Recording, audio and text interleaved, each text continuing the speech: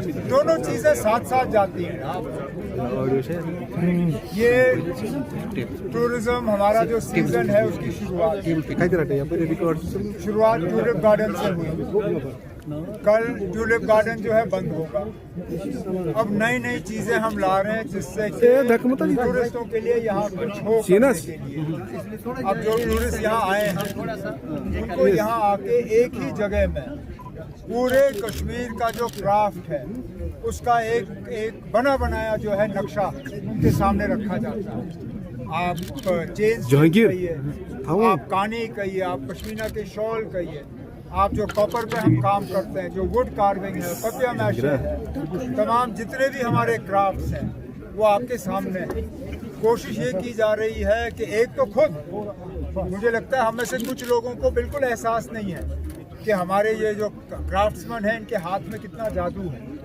मैं चाहता हूँ कि न सिर्फ टूरिस्ट बल्कि हमारे यहाँ श्रीनगर के रहने वाले और आसपास के रहने वाले लोग जो हैं यहाँ आएँ और इस नो योर आर्टिजन फंक्शन और इस प्रोग्राम का जो है वो फ़ायदा लें। उमर साहब, हम एक नई इंसेंटिव्स पॉलिसी लाने पे काम कर रहे हैं। हम चाहते हैं कि सही माने में जो है वो पॉलिसी काम करे।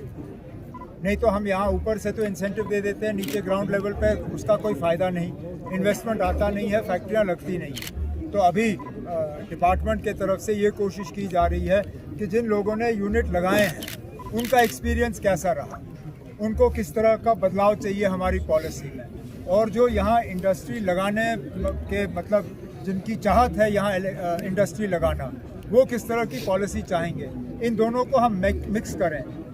जो लगे हुए हैं उनकी क्या एक्सपीरियंस रही, जो लगाना चाहते हैं वो क्या चाहते हैं, इन दोनों चीज़ों को जोड़ के एक शानदार पॉलिसी जो है इंडस्ट्रीज़ और कॉमर्स डिपार्टमेंट की तरफ से लाया जाएगा, जिससे मुझे उम्मीद है यहाँ इंडस्ट्री को जो है एक बढ़ावा मिलेगा। अभी तब आज 3 बजे दिल्ली में खड़गे साहब के घर पे इंडिया ब्लॉक की मीटिंग रखी गई है। मैं यहाँ रंगरेट में आर्मी का प्रोग्राम कंप्लीट करके वहीं जा रहा हूँ उस मीटिंग में हिस्सा लेने के लिए। फिलहाल नेशनल कॉन्फ्रेंस ने क्या करना क्या नहीं करना है वो हम उस मीटिंग में बात करेंगे, क्योंकि आखिरकार हम अकेले इसका कुछ नहीं कर सकते। मिल के इंडिया ब्लॉक को जो है फैसला करना होगा कि इस बिल के तहत जो है हमारा क्या रिस्पांस रहेगा, पार्लियामेंट में हमारा क्या रोल रहेगा, चाहे वो लोकसभा में हो और राज्यसभा में हो। आज 3 बजे मीटिंग होगी, उसके बाद जब मैं श्रीनगर या जम्मू आ जाऊँगा मुझसे पूछ लीजिए।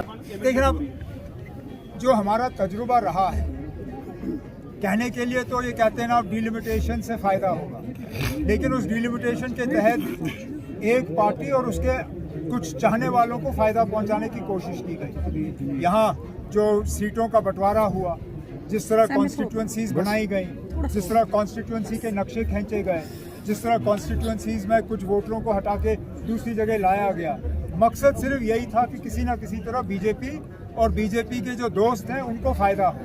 अगर ये बिल उसी मकसद से लाया जा रहा है कि आखिरकार इसका फायदा सिर्फ बीजेपी को हो, आम वोटर को ना हो, तो वो हमें देखना होगा। लेकिन जैसे मैंने कहा, हमें आज इस पर बात करने दीजिए।